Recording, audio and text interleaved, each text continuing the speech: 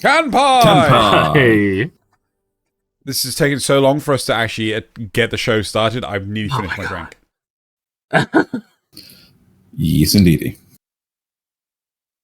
So, welcome one and all to episode 102 of Kanpai Cast, where today we'll be talking about character archetypes, which is an interesting little topic. Before we get on to that, we're just going to do a little bit of housekeeping, and then we'll explain what the topic du jour is. So, for all those of you out there, please feel free to join our Discord. Links are in the description.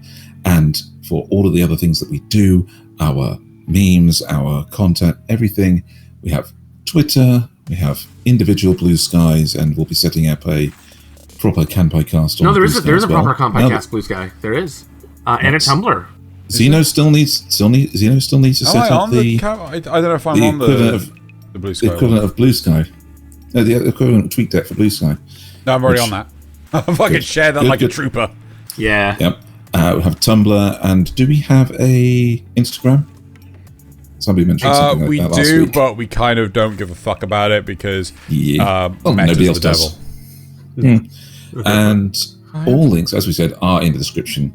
And feel free to join us on either Xeno's or the Kanpai Cast Discord for both fun times, a bit of anime discussion, vibing, and general memeage.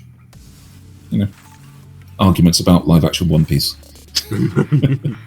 Oh, and please, we have mentioned it a couple of times, but Xeno's Patreon helps pay Nasuth for his superior editing skills on the shows we do, and if you could join up, even for $1 a month, every little bit helps, because otherwise Xeno has to pay for it out of his own pocket, and he's better off than me, but he's still not. He's not Jeff Bezos here, and can't do everything. His crippling Nendoroid addiction it is crippling. Is showing. So, yes. I've got a Revy right here waiting to be unboxed. Of course. And you just finished putting together a model kit like over the weekend. Yes. Or did you actually finish it? Or did you get... Like, yeah. Right there. Nice. I got a stand for... Hold on, let me move the mic. Nice. Stand and everything. Nice.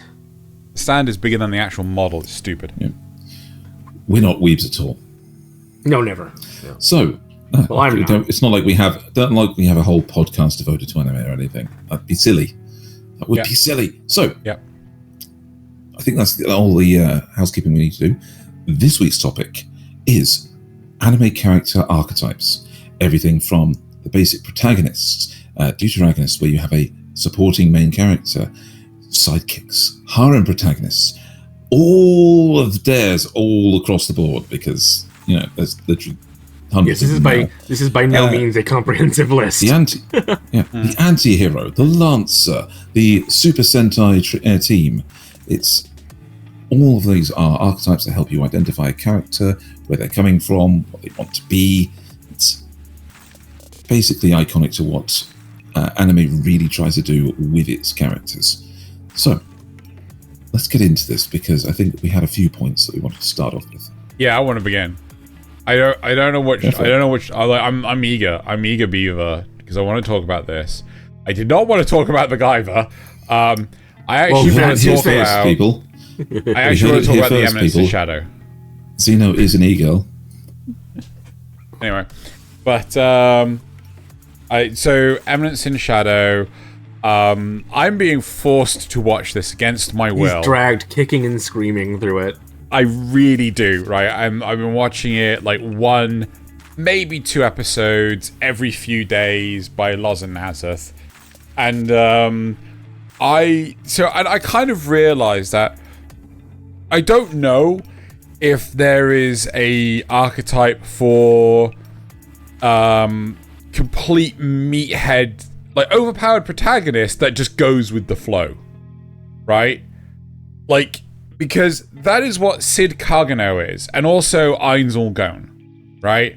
They're both complete meatheads that have more power than the bloody sun, and yet they have no idea what the hell's happening around them. Absolutely none. And it drives me spare. Like, how unobservant can you be? Well, but that's also true for a lot of the harem protagonists, where like, you know, all these girls are in love with them, and they're just dumb as a box of rocks and don't understand that. No. The whole point of a harem protagonist is that he has such a low self-esteem that he doesn't realize that they could be interested in him in that way. He thinks, at best, he's making a whole load of embarrassing friends. So I think you have a point, Nasuth, right?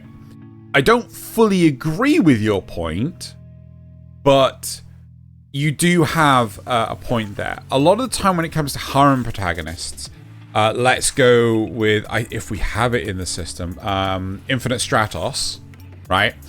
Your main male protagonist is being headhunted by the female gathering, you know, the I want to say the hens, but they're after the male protagonist, and they're not particularly subtle about it, and the guy's just oblivious to the situation, right? But the male protagonist still has some use. The male protagonist may be like a strong character. He might be a strategist. He might be wholesome. He might be a lecherous perv. There's more to that character, even though he has the sexual drive of Optimus Prime. You know? Oh, good answer. Yeah. But the big thing with these meathead characters is the fact that they have no fucking idea what the hell they're doing, right? They, like, you know, how many times have we had Einzelgon just go like, I don't know what's going on. Demiurge turns around and goes like, oh, well, clearly, Master Ainz, planned for us to do this crazy strategic, you know, charade of puppetry and fuck knows what. And Ainz just goes like, yeah, that! Oh, we're gonna do that! That's exactly well observed, Demiurge. Yeah, that kind of thing. Yeah, see, it happens so often. An important contrast. What were you going to say, Nasuth? Well, the difference between that and Sid is, oh god, my entire train of thought just like derailed there for a second. Sid doesn't like need to have plans. These people come up with plans around him and attribute them to him, but he doesn't actually care.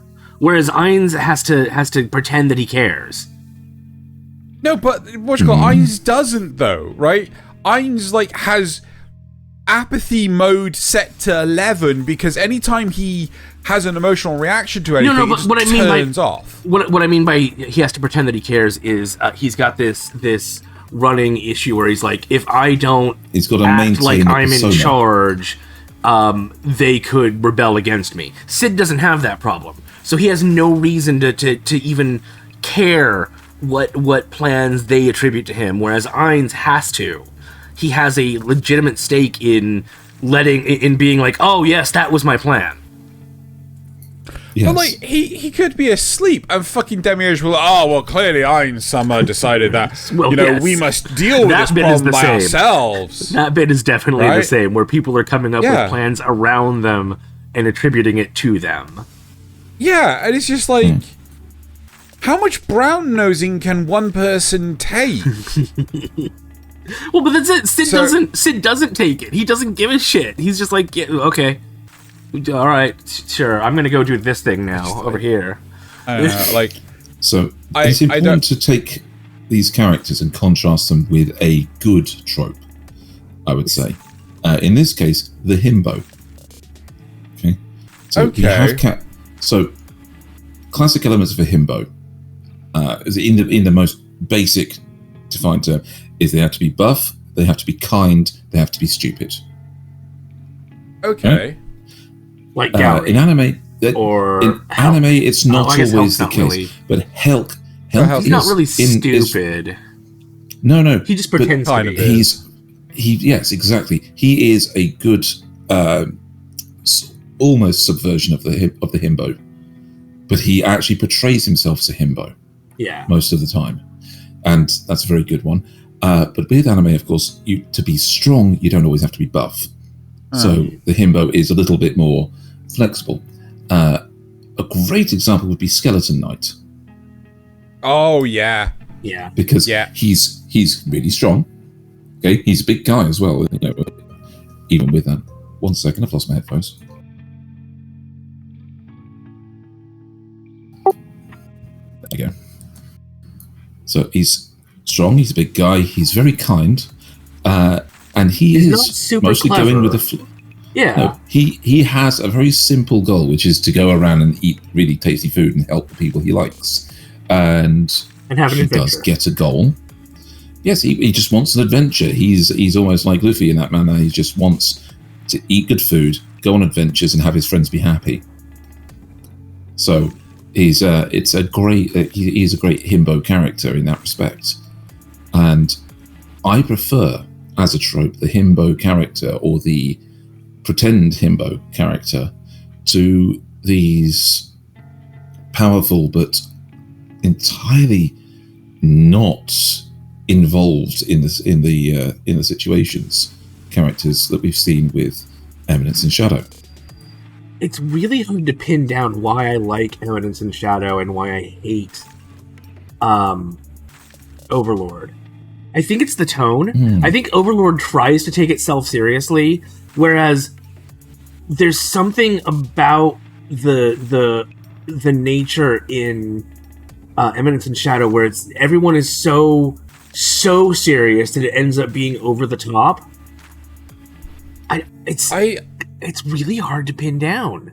Where is that line? You say, it's interesting you say this because, like, for me, there is no distinction between the two, right? Like, you know, this is my biggest grievance with the whole lot is the fact that, to me, Ainz and Sid are the same fucking character, right? I know people are going to argue the toss with me. I appreciate that you have a difference in opinion. That's entirely your, up to you. You know, I'm not going to lose my shit over it. But to me, they're just the same fucking pointless self-insert character. I fucking hate them both. Right? Look at how often, we haven't even seen season 4 of Overlord, and we know the pain that Loz has gone through. He's like, I will fight you in this duel with no magic. That's a magic sword. No magic. That's a magic sword. No magic. Right? And you get the same sort of like nonchalant attitude from fucking Sid. Like, I can't fucking. I let you get close to me and stab me in my gut so that I could bite you in the neck. Yeah. Yeah. So fucking stupid. Ainz would never even do that. Ainz wouldn't even let them touch him. I think that's where the difference is. Off. Serious? No. Does it in the first season series? 1. Yeah, where the guy, with the psychopath assassin girl stabs him in the eyes, and he doesn't have any. Exactly. That's because he doesn't have any eyes. Yes, but that's the thing. That lets them get close enough to stab him. And okay, fair. Just because he's powerful doesn't mean that if she was using, say, magic daggers, that she couldn't hurt him. You know, it's right. Weird. I fucking hate this. OP. I don't even know how to classify this because this is an overpowered main protagonist, right? But the world is written to their way of life, right? Like everything revolves around them. Maybe it's just like, center of the universe character. That's what I fucking hate the most, right? It's just a character that the world revolves around, and I fucking hate that bollocks. No one in any fictional reality, no one is that fucking important that the world revolves around them. Elon Musk. Right. I am happy. That's silly. I've You've got it out of your system. I've got that out of my system. Where do you guys want to go? Okay. So let's start with what Nasuth listed on the first on the list is a Shonen Protagonist. Okay. Who do you want to go with? I just want to say, what's our general feeling of them, and can you think of any that really either both exemplify it or subvert it. Well, okay, so let's go with the definition first. What is the definition of a shonen protagonist? Because, I'm wishy-washy on this. Okay, shonen shows obviously have a serialized nature to them, and they largely focus on a single character who is going to be the entire driving force of the plot. Almost Mary Sue-like in the way that they can overcome adversity, and you can actually map out many of their story beats almost note for note in advance, because they are in some way gutsy, trying hard. They will get over things with, putting the work in, or more often they will rely on the power of friendship to see them through. And they will usually have some power inside them that is actually... This mostly applies to Shonen Jump, but it does broadly apply to shonen heroes in general. In general, yes. So they'll have something in them that allows them to be... Even like Shonen powerful, even though when people look down on them originally.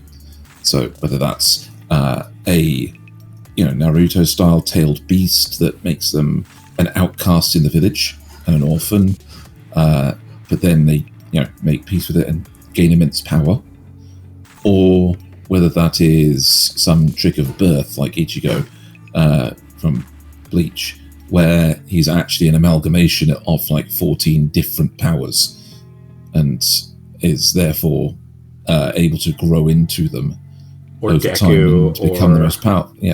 Yes, or Deku, who had something missing and was given the chance to be super powerful. So I think there is something to be said about shonen protagonists, in especially Naruto. Naruto is one of the shows that I think excels at its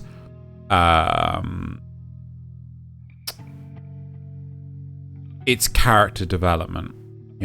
So one of the big problems with a lot of the shonen stuff, especially Shonen Jump stuff, the main protagonist just gets ever stronger and stronger and stronger. They don't really work for it, but Naruto works for it super well, right? He really tries hard, and the whole series really heavily relies on strategy, right? I kind of wish that there wasn't nearly as much filler in Naruto. I think if Naruto was to be done now with actual proper seasons, I think it would be leagues better than what it was when it had. And the whole thing about characters have limitations, and it's a case of strategically working out how to get around those limitations, as opposed to, oh well, I just got stronger, I just got beefier, right? Which is a common problem with the likes of Dragon Ball Z, right? Personally, I don't have the biggest issue with shonen characters as long as they've worked for it. Exactly. Right? But the shonen characters that I can't stand... So I'm kind of speaking too much at this point, I realise. The shonen characters that I can't stand are ones that don't work for it, and in fact seem to be able to fucking do anything. And there's such as Isekai Cheat Magician or Shadow and no, you see, but that's the thing though. Eminence, even Sid, even fucking worked for it. He practiced. That's right? true. He did actually, right? He did train for it and things, right? What was the other one? Death Note is one. Assassin in Another World, or whatever it was. The world's greatest assassin. I can't speak for that one. But the two that really stand up to me is one, Death Note, right? Because is Death Note really shonen, or is it more seinen? Well, it's a lot of murder. I'm maybe right, but still, it's technically Shonen Jump, right? It's dumb. That is the point. Yeah. It is published by the same people that do Dragon Ball, One Piece, and Fair enough. Enough. But the other character that I can't stand even more, if I can, I mean, feel free to try and guess as I quickly try to find it. Too late. Sword Art Online. I fucking can't stand Kirito. Right? Because Kirito just I'm just the bestest best. right? You know, I just walk down the street and I'm just so fucking good at what I do. Oh, I was going to say that, what's his name, in Death Note had to make a sacrifice, but he didn't really, because he ended up making somebody else get the Shinigami eyes. Yeah. Exactly. I was trying to think of some non-standard ones, and one that comes to mind for me is actually, oh god, I can't remember his name. From Made in Abyss, not Rico, but the robot. Reg is actually a really good example of a shonen protagonist who doesn't feel like a standard one, but he does still fit. He goes through hardships. I mean, boy, does he go through hardships. He starts out with a very mysterious kind of past that they don't know about, you know, and there are times when he ends up like powering up in strange and incredible ways. So he does actually fit into this trope. Even though I wouldn't necessarily classify Made in Abyss as Shonen Jump. Well, what was the other term you threw around? Was it Shonen Ai? Shonen Ai, yeah. Yeah. Which is like Shonen but a love story. Erased is kind of a Shonen Ai while being a seinen at the same time. I think you can maybe both. How about characters that are comedy or otherwise subversions of it, like Mash from Magic and Muscles? Oh god, I knew. Well, it's on the screen. It's right there. Yeah. So you think about it, this guy is 100% a bullshit shonen protagonist. Okay, but they do go to the point of saying he's put the work in to become what he is. We don't know how the work he's put in equates to what he is. You know, becoming a muscle. There must be something in this. There genuinely must be something in those shobuns that he's doing. He's juicing.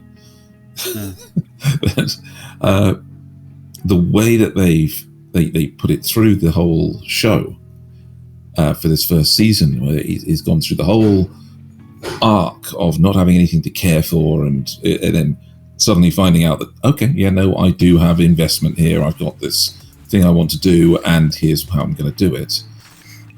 All the way up to being outed in front of the entire class that he's trying to save.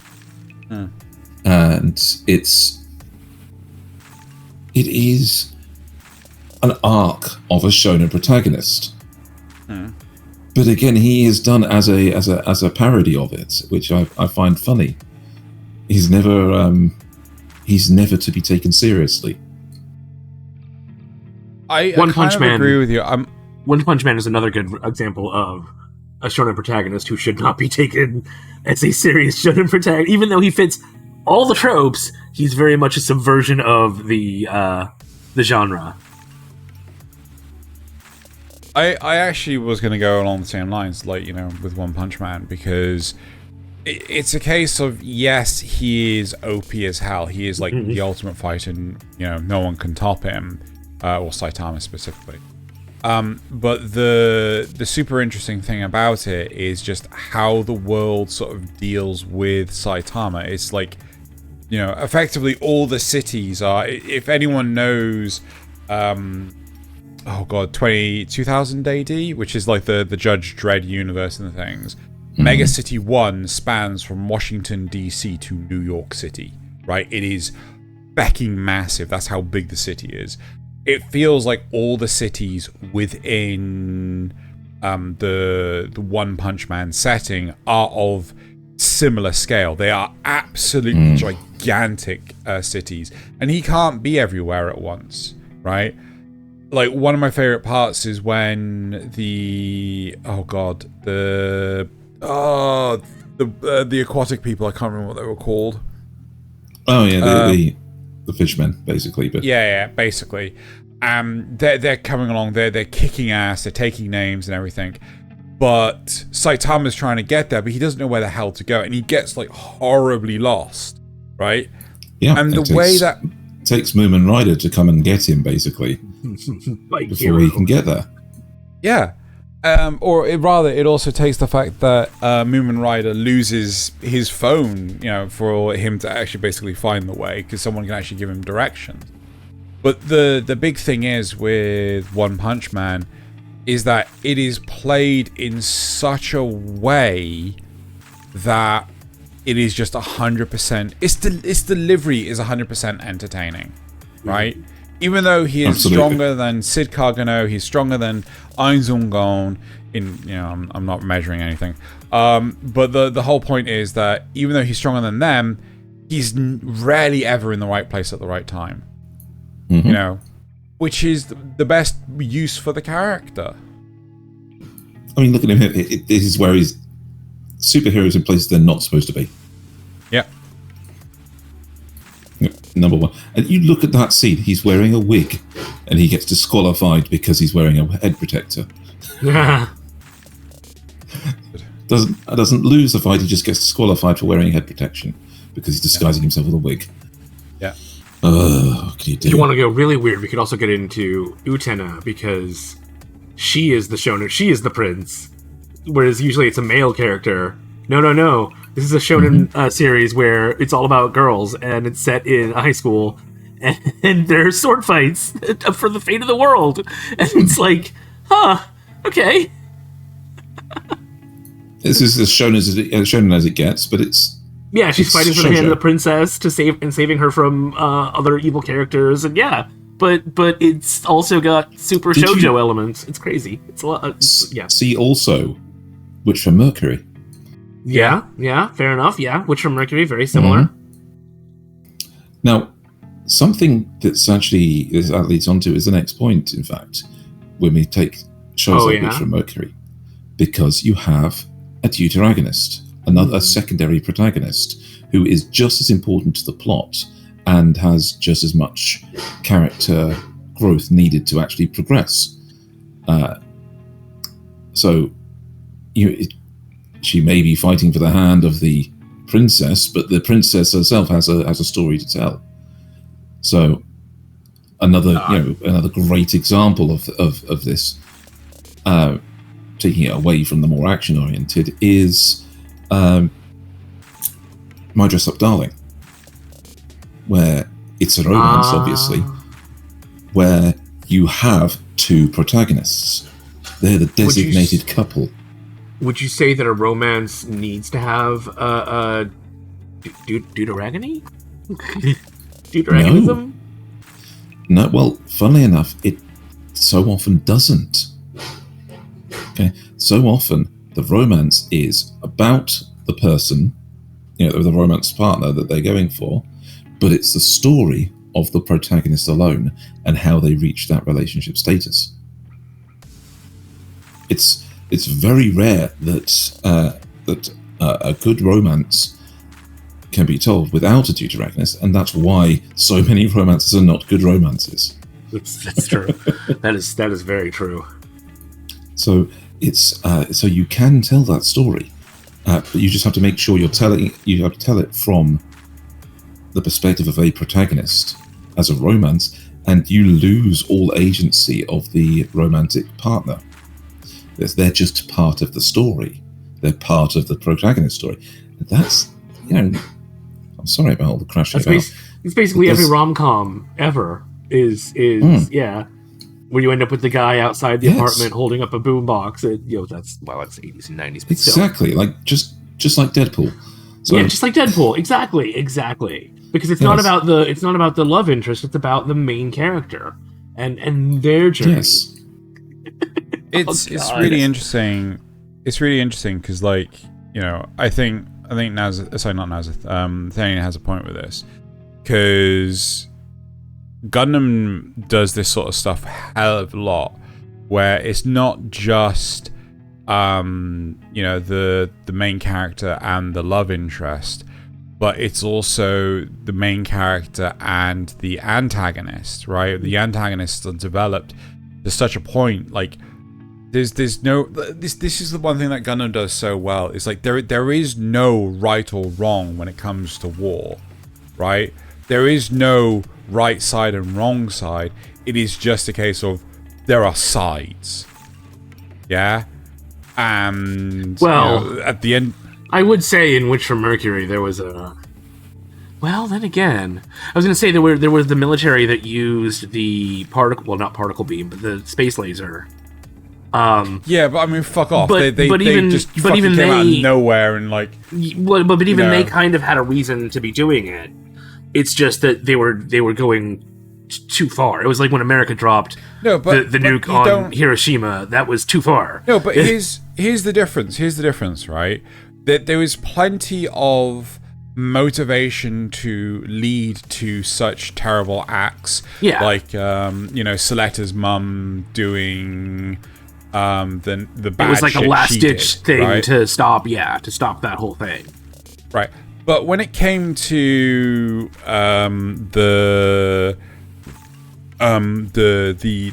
third faction that came in for like the last 2 episodes, that was just something there that was just to unite the bloody factions, and it's just like this is such a weak like plot element because there's no motivation behind these guys apart from we're the dickheads, right? Yeah. You know, I think they felt they had a power opening to seize power too, and there were a few hints of them ahead of time, but not enough. And their motivations just weren't clear enough. Yeah, don't get me wrong. Motivation was to get the other characters to now kiss. That was it. God damn it! But the big thing is, like, I realize I said something that might be a bit of a faux pas. There is a right side and a wrong side to war, right? You know, there are some things like, you know, to go to war. But it's often more gray than that. There are gray areas involved. It's not just that, but it's also the fact that you know, on a superficially high level, like on a, you know, you are looking at it on a global level, right? There is the right and the wrong, right? It is nearly black and white, right? But when you get into the trenches, it's all grey. It is all one shade of grey because, you know, there are just people dying for combat reasons, you know, just for the sake of someone, God knows how many miles behind the front lines told them to, right? And that's where I was mostly referring to.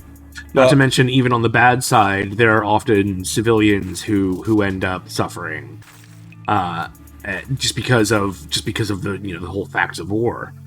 They may be caught near the skirmish zone, and so their homes get destroyed, and now they're refugees. You know, there's a lot of bad stuff that goes on besides just the fighting.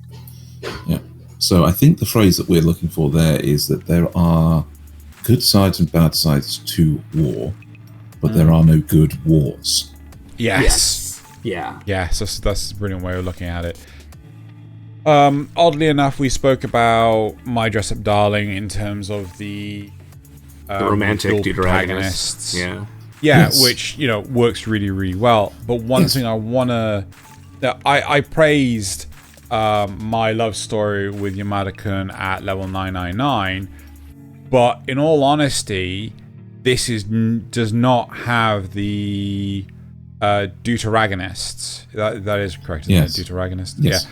It really only has a singular protagonist because you don't really get to see the story from Yamada-kun's side. You don't really...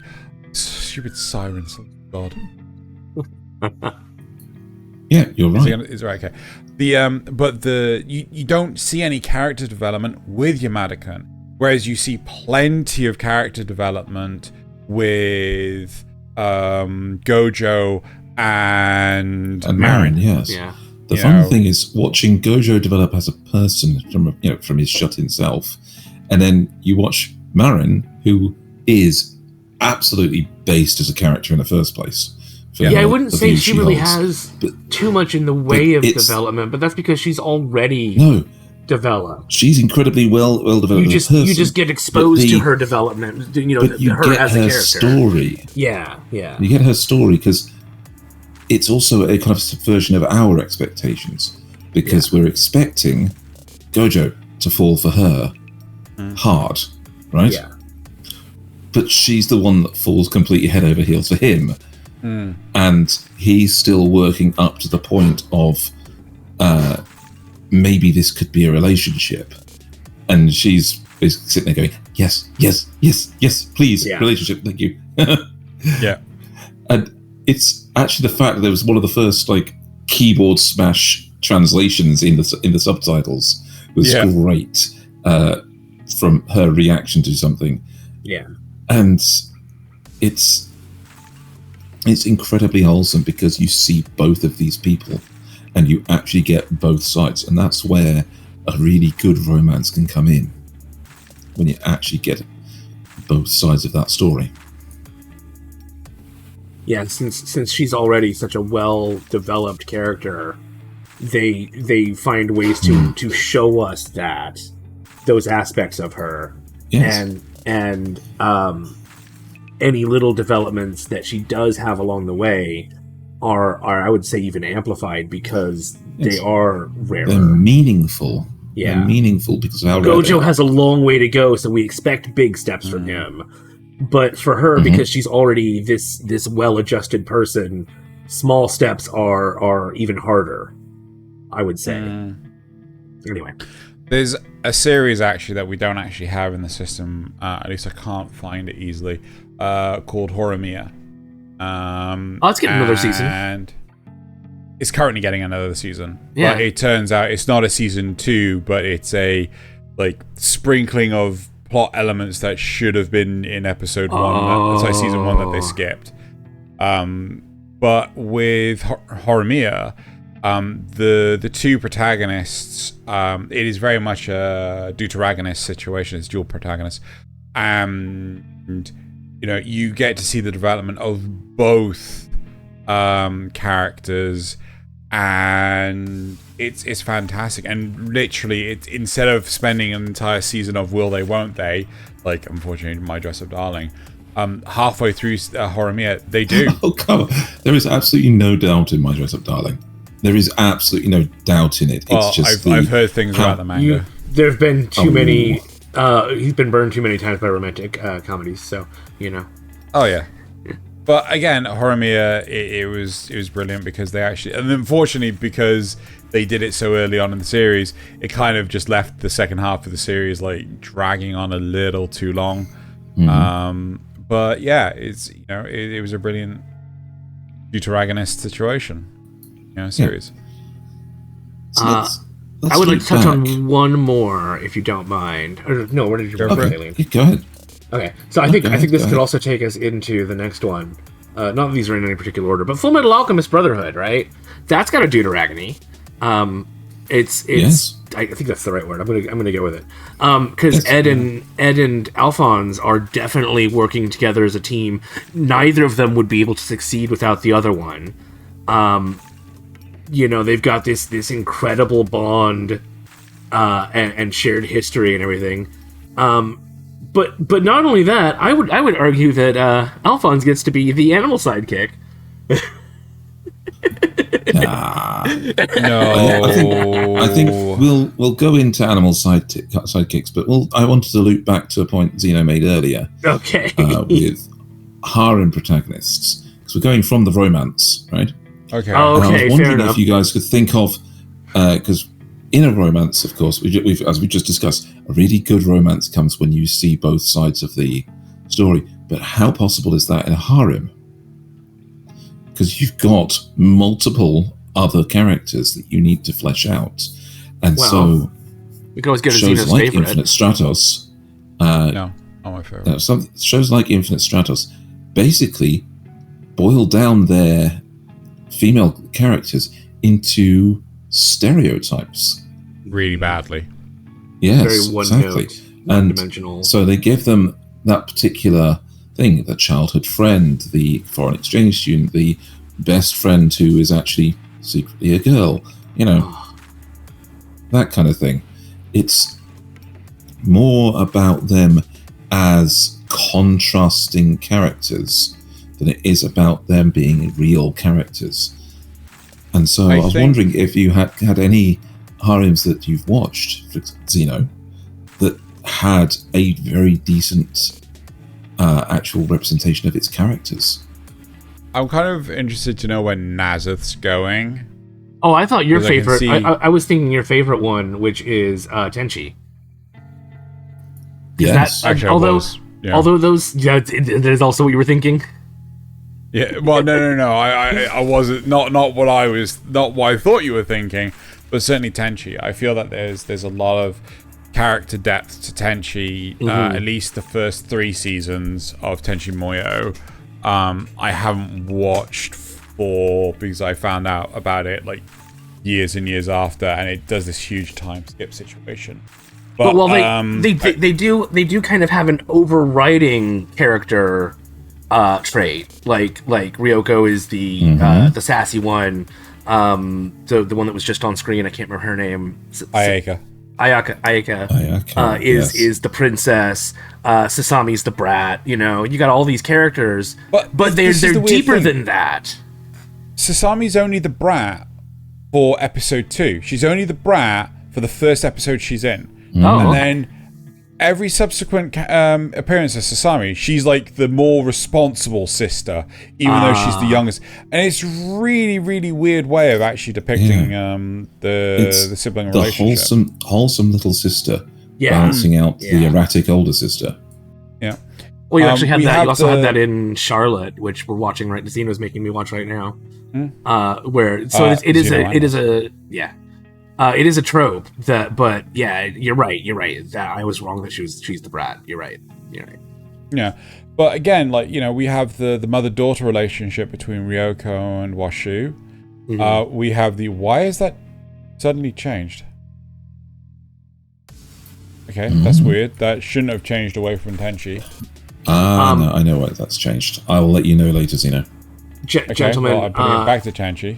The internet man is on his way. I don't know if we should pause now, or if you want to try and get your point. Well, let me just finish my point. Okay. That with Tenchi, you know, Mihoshi, even though she doesn't have necessarily a huge amount in the first 2 parts of Tenchi Muyo, she has a huge representation in the 3rd part of Tenchi Muyo. Yeah. There's so much more about Mihoshi that, you know, is hinted in part 2 that, again, part 3 kind of like heavily leans on as well. It's a tiny bit of a spoiler, but you only really find out about this if you look at the dictionary that is on one of the DVDs of the first OVA. But Mihoshi is actually a direct descendant of Washu, right? The entire lineage of Mihoshi's family line is actually directly descended from Washu. In part 2, she talks about how she fell in love once and she had a baby and everything. That is Mihoshi's family line, right? And yeah, so it's kind of worrying to think that this mega genius is related to the world's, but it's like the universe's biggest dumbass. But yeah, definitely not your typical harem anime, even though everyone is in love with Tenchi.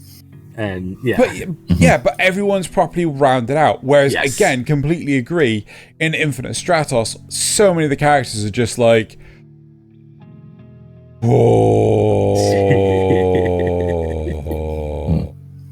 right. So let's pause for Nasuth, and then we'll come back to this. Yeah.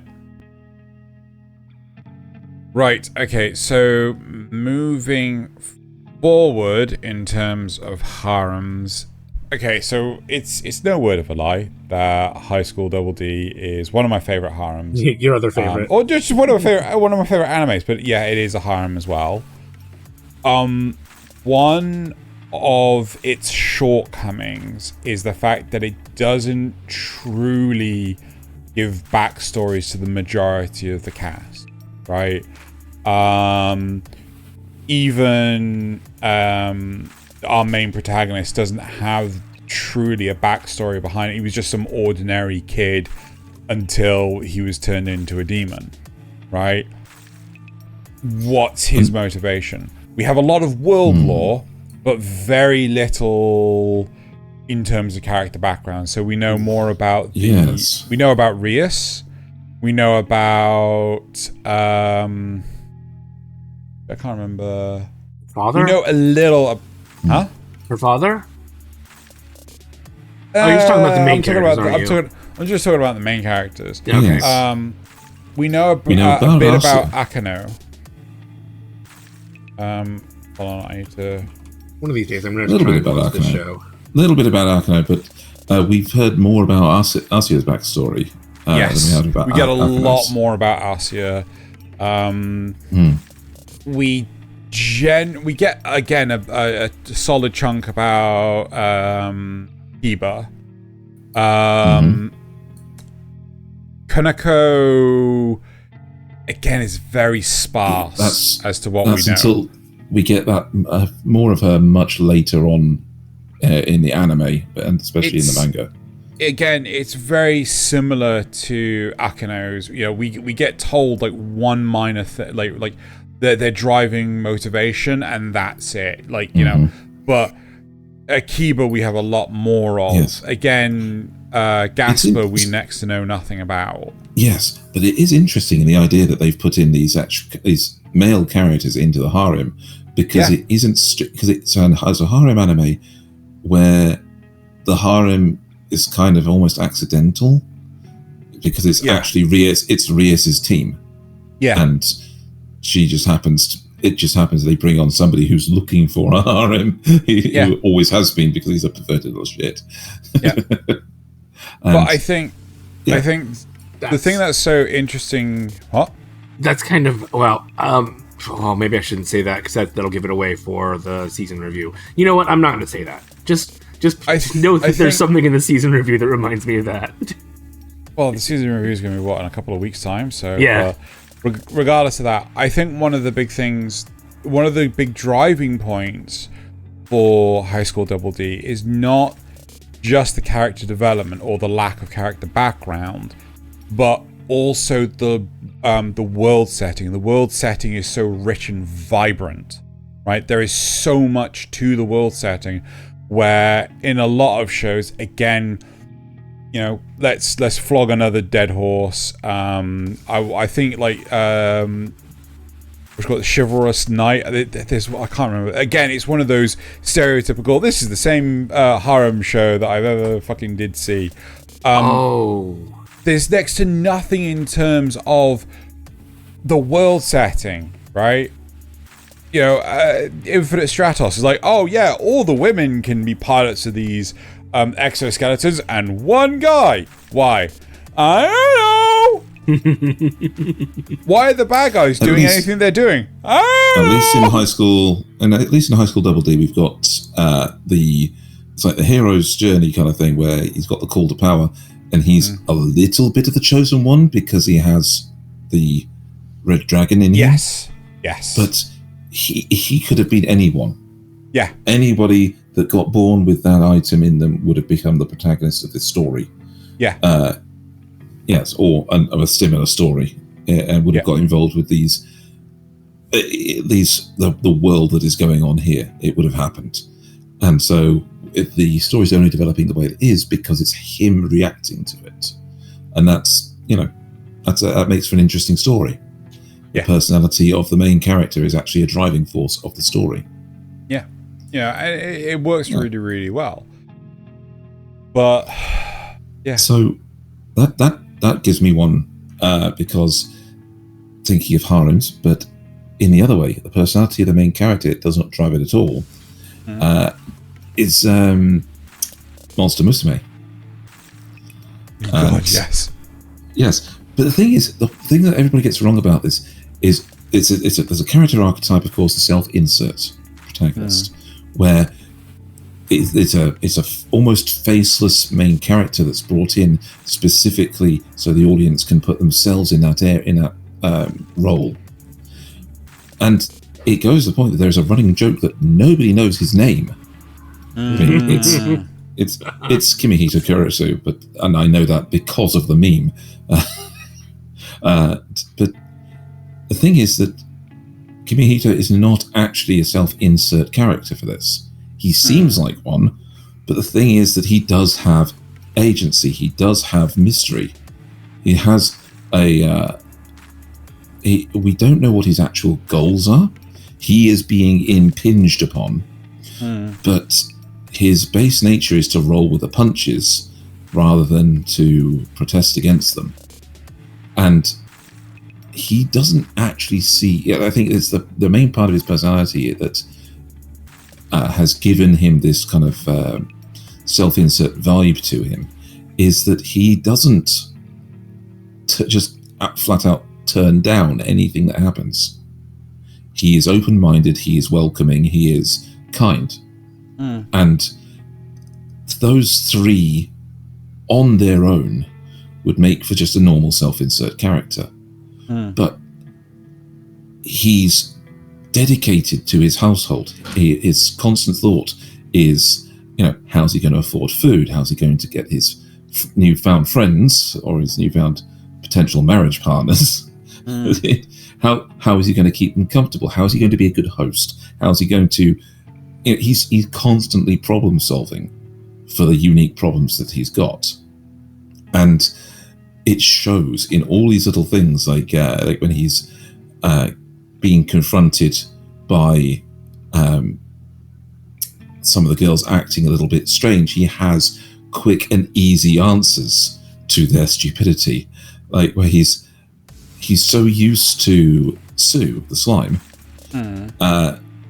going a little bit gaga over her friends getting moisture chucked all over them, that he actually now carries around a plastic carrier bag that when she goes leaping for them, he can just like scoop her up in it. Like, nope, you're gonna think about what you've done for a bit. I'm gonna put you over there. And it's the kind of reaction that you wouldn't get from someone like Issei. I think one of the problems that I have with Monster Musume, because I did try to watch this years ago. Maybe it's a case of like, I would enjoy it now. It's a Marmite. It's a Marmite. The problem I have with it is the fact that all the female protagonists are super horny on main, right? But at least when I was watching it, there wasn't really anything to them. It was just like, oh, you were nice to me once, therefore I'm horny on you. Yeah, no, I get how that's interesting, but I think it's also driven by this whole exchange program where he is the test subject of the program, where the entire world that they put out is you can't date these girls because it's going to cause a political incident. And he's the first one that they've said, actually, you know what? Just because you're now at the point of living with 3 of these girls, you can pick one to date and possibly even marry. Oh, so it's Three's Company. Test. Oh. Yeah. And then, of course, he gets like 7. So yeah. I want to pivot ever so slightly and then maybe move on to the next archetype. The one I want to pivot to is actually Monster Girl Doctor. Now, to me, Monster Girl Doctor was effectively the same show as Monster Musume, except for the Doctor is just, no, I'm not here for the not here for the relationship. I'm not here for the romance. I'm here to be a doctor, right? Like, yes. So, like, one of the like, there's so many interesting narratives to Monster Girl Doctor, and it's all about the medical side of this. And that's one thing that I really, this really appeals to me. Because, like, yes, a lot of the girls are horny on main. There is a nurse who is the Lamia. Like, seriously, the fucking cast is nearly identical. I'm not fucking kidding. Right. We've got ourselves a Harpy, we've got ourselves a Centaur, got a Lamia, got a Cyclops. Arachne. Yeah. Yes. They're all there. They're all fucking... But again, it's like... all the hits. But the girls are horny on main, right? But... what's it called? They are basically cock-blocked by the nurse, who is the Lamia, because, you know... she's terrifying. Not only is she terrifying, but also the fact that, like, no, we're professionals. We're here to do a job. You're not here... we're not here for you to try and date him, right? He has to look... you know, he... So one of my favorite stories was the fact that... one of the centaurs needed to have her shoes replaced, right? But she was petrified of having her shoes replaced, right? Yes. And it was just like, that is actually what horses do, right? They actually looked up the subject matter of how horses react to these things, and how what you call it? Shit, I can't remember what they're fucking called. What the profession is? Farriers? Wait, huh? Farriers? Furriers? Yes, maybe. farriers. Farrier. Yeah. Right. Literally, the farriers are the people that shoe horses. Yes, yeah. You know, like they actually studied what needed to be done to actually shoe a horse, right? And it's just, yeah, it's incredible. You know, like I thought the series was brilliant because it took that harem element to it and was basically like, no, not allowed. But it still kept it, and it just works. This was the worst image for it to come up when I was saying that. There is a reason for this. Watch the show. Well, yeah, because that's what you do to real horses, isn't it? Was that a horse? Yes. Yeah. That's the centaur. Because that's and how you keep them from being scared. If they can't see it, then they're not as scared of it. It's not just that. Oh no, but like sometimes they get like really wild and things like this, and you just have to basically bind them.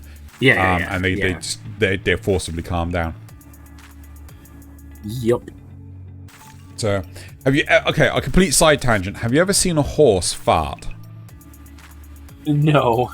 I live in the country. Yes, I have. Right. So, Nasuth, for your benefit, horses can't easily pass wind, right? What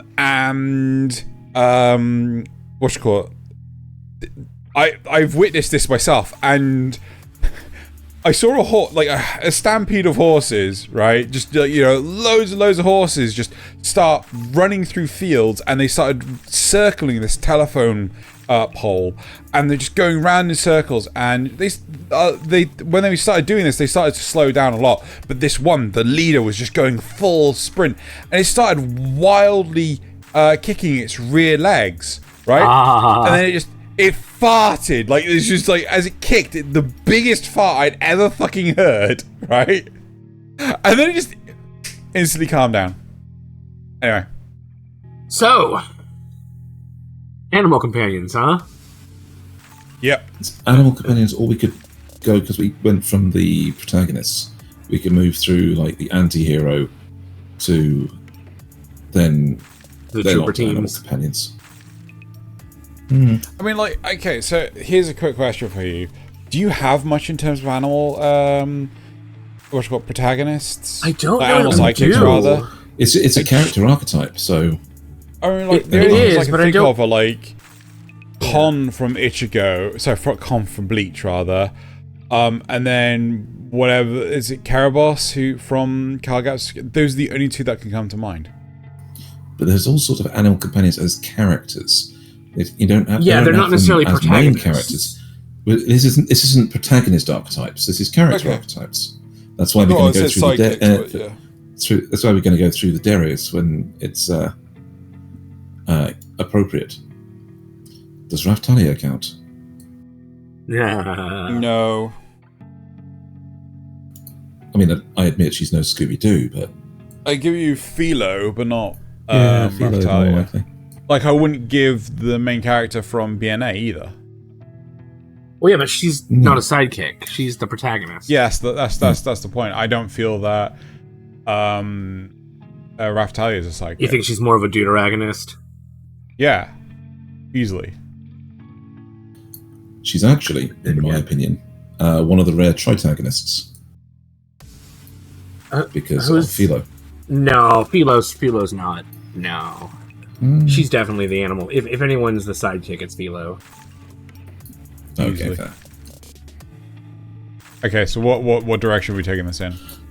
We'll round out the protagonist with something like the anti-hero, and then we'll move on to sidekicks and Deres and Sentai teams and things. That's it. Just kind of progresses in my head nicer. Well, we've kind of got two here. So we've got we've immediately got Guts. Yeah, Guts and Schneider. Yeah, and Schneider from Bastard, yeah. Oh, that's the Golden Age, isn't it? Wait, is that the Golden Age? No, that's... It doesn't matter. I think it's just picked all of them. Just yeah. So Guts, he's not really out to be a hero. He's more accidentally, like he's at this point he's out for revenge. Okay, well, at the end of here's it. the better question, right? Mm-hmm. Anti-heroes. What is an anti-hero? Right? Yeah. My understanding of an anti-hero is someone that's trying to do the good thing, but at whatever cost, right? Yes. You know, like, it might be a case of there's also a selfish side to it as well. Like, I don't really care to help you get your revenge or what have you. I'm still gonna murder that dude because they scorned me in some way, right? I wouldn't, you know, and also, like, they have no qualms of killing, right? It's just like... But that's the thing that makes it an anti-hero. Nasuth's kind enough to bring up a little definition for us here. Yeah, it's not just doing it in the unheroic manner. That is one of them. Specifically, but I think it's that lack of heroic traits. Okay, heroes are idealized into this thing of they are courageous. Even if they're scared, they have courage. Even if they are weak, they use the strength they have. Even if they are disinterested in a person, they will still save them because it's the right thing to do. Whereas an anti-hero will make a threat, like to abandon a civilian, and they will follow through on that if something goes wrong. If things don't go their way, they will in fact abandon them. They are the ones that will kill the bad guy because the bad guy deserves to be dead, not because the bad guy deserves a second chance. They will... I think a really good example from the most recent things would be the live-action One Piece version of Hawkeye's Mihawk, who I would posit as a pirate, he's not exactly a hero. But he manages to bring in bounties and things for the World Navy because he's been made one of the 7 pirate lords or whatever, because he's now working for the government to put down pirates. But the reason he's after the pirates in the scene where he's introduced is because they woke him up from his nap. Okay, that's what he tells her. So, you just destroyed my entire crew. Hundreds of men dead. Why? You interrupted my nap. And then cuts him down. And so he's doing something which in that world is supposedly heroic. Yeah. But he's doing it for bad reasons. And I like anti-heroes in the sense that, well, for example, Guts here, he's great as an anti-hero. He's not trying to be a hero. He's trying to live. He's being perpetually hunted. And just by that virtue of him trying to live, he kills demons. He saves people from demons because killing the demon is how he stays alive. But he's not out to save people. That's just an incident. No. Yeah, it's like, an incidental. If you get in his way, he will fuck you. Fuck you up. Sorry. Well, you're not exactly incorrect either way. But yeah, his goal isn't to save the world. It's just to survive and maybe get revenge. But yes, if he can get revenge on Griffith, then he will. If he can bring back Casca, he will. But primarily, he just wants to live through. And his goals before then were just to get stronger and have a good fight. That was his whole purpose in life, was having a fight. Yeah, he'd been remarkably jaded by his upbringing, so he didn't really have that kind of goal. He just Griffith was strong, and he'd have strong enemies. So let's go have fights. So he's definitely not a hero, except by proxy. If anything, Griffith seems like the hero, because he seems to have these noble goals. He seems to want to eventually bring peace to this land by ruling it, but eventually bring peace to this land. But his motivations are actually dark and tainted and wrong. Somebody's got to win this, but it can't be him because he's just the worst. Yeah. Yes. So I love anti-heroes in that sense. Deadpool classically has always been an anti-hero, but there are so many great examples in anime. And one of Nasuth's favorites is series Bastard, with Schneider, who is one. Who is actually just a straight out. Well, he's a straight out villain. He was anyway. Yes. He was. He's slowly changing over the course of the series, which is kind of nice to see. But he was a straight out villain, and the only reason he was doing heroic things is because he was forced into that position. He literally can't refuse, sort of in the same way that Inuyasha is a half demon, and his whole goal is to just do weird, crazy, chaotic, demon things. He just wants to fight people and eat food and rule land and that sort of stuff. Yeah, but he's tethered to Kagome, and so he has to do good things. Did you watch the DreamWorks movie Megamind? Yes. Yeah. He starts out a villain, but he's actually... He goes, congratulations, thank you, new hero, you saved our city. And he goes, oh, no. I'm more thinking under new management. Yeah, right? Yeah. So he's defeated the bad guy, specifically so he could be an even badder guy. But in Bastard, the moment he gets to the point of saying, I'm thinking more, no! Yeah, exactly. And then in season 2, his motivations being are an evil changing Megamind.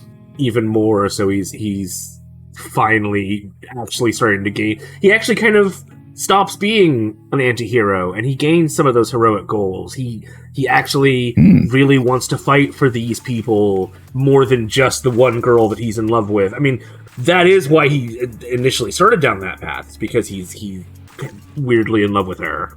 But it's expanded beyond that now, which is kind of interesting to see. Character growth in an anti-hero. That's great. So it's a great trope to have. It's a great archetype to have, especially when it results in lots of hot women being ravished in the background. Yeah, some of that's a little weird. So, what's your take on an anti-hero, Xeno? What series can you think of? I'm going through our system, and I will say it feels like there's a lot less of that. Or anti-heroes than one would have said. Like, one that comes to mind is actually Alucard from Hellsing. Yeah. Right. Yes. Fantastic choice. I don't feel... Well, that's the thing, though. I don't feel he is a fantastic choice. Right? Because, again, he is tethered so heavily to... what's people who are forcing him to do good? Yeah, exactly. Right? You say that, but wasn't the theme of one of the two Hellsing series that the reason he's allowed himself to be tethered is because of what was done to him, and in the process of enslaving him. The reason he became Vlad the Impaler in the first place was because of the trauma caused to him, and his whole thing. Now, after many millennia of many hundreds of years of being the Hellsing's dog, that he actually just doesn't want any more monsters like him to exist. I'm not sure if that's the case. I kind of get the direction you're going in, but I don't know, because I don't remember them particularly going into much detail about. No, it was the fact that they made vampires from his dead wife's DNA. I don't remember that at all. No?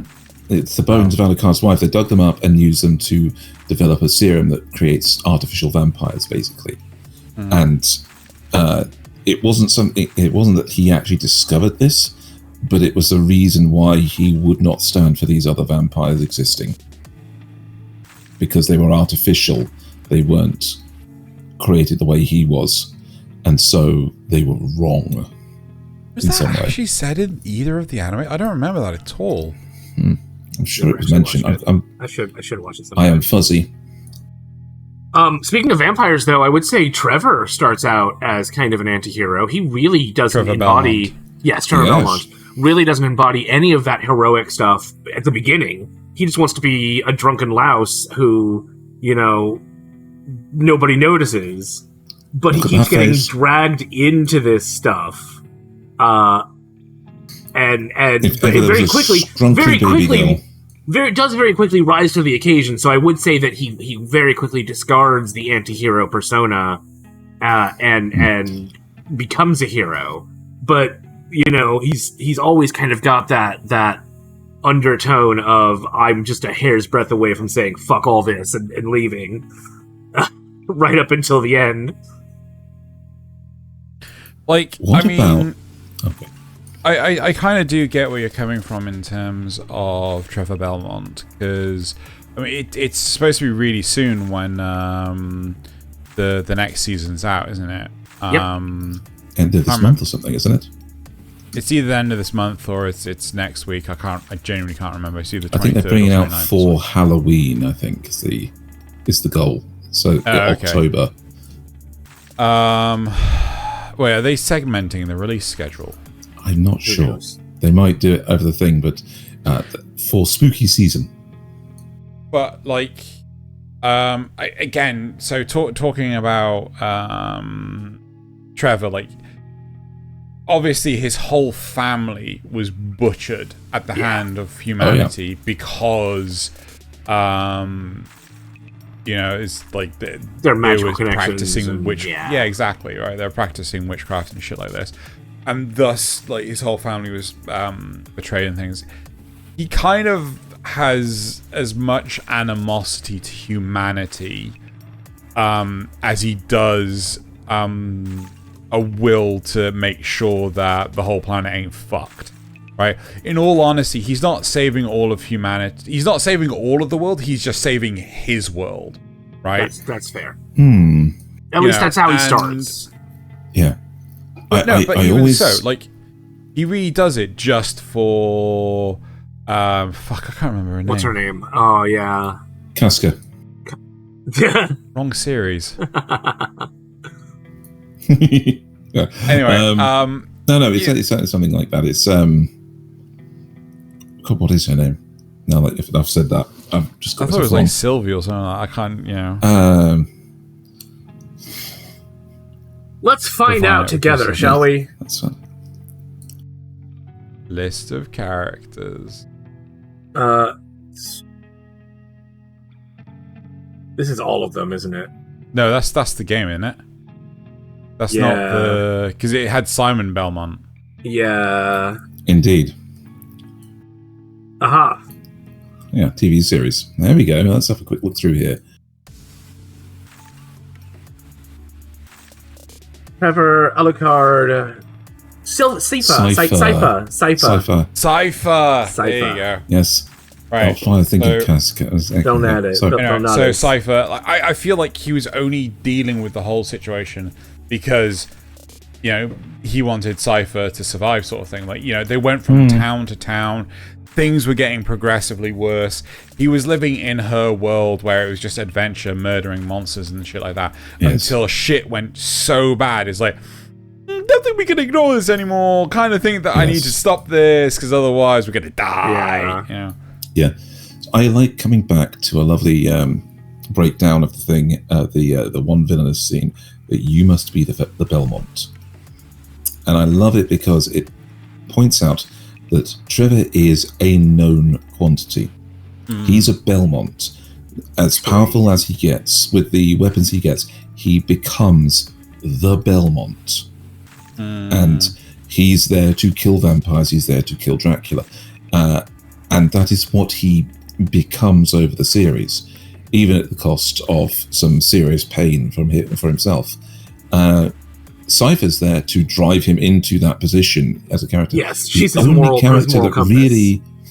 The only character that really has anything going on in terms of actually having a moral point of view that counters Dracula is Alucard in the series. Who even ends up opening himself up to humans to bring them in. And yes. Alucard represents the actual equal and opposite view to Dracula. It's specifically in a plot way, because you even get that in the fight scene between him and his father, Dracula, with "In your mother's name, I will stop you. In my mother's name, I will stop you." This will end.